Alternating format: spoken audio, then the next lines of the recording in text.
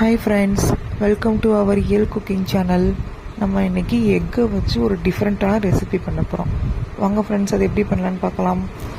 First ஒரு cup கோதுமை மாவு எடுத்துக்கோங்க. அதில் உப்பு தண்ணி ஊற்றி நல்லா சப்பாத்தி மாவு பதத்துக்கு பிணைஞ்சு எடுத்துக்கணும். நெக்ஸ்ட்டு குட்டியாக 2 ரவுண்ட் ஷேப் கட் பண்ணி எடுத்துக்கோங்க. ஒரு குட்டி பவுலில் ஒரு பீஸ் எடுத்து மேலே வச்சுக்கோங்க.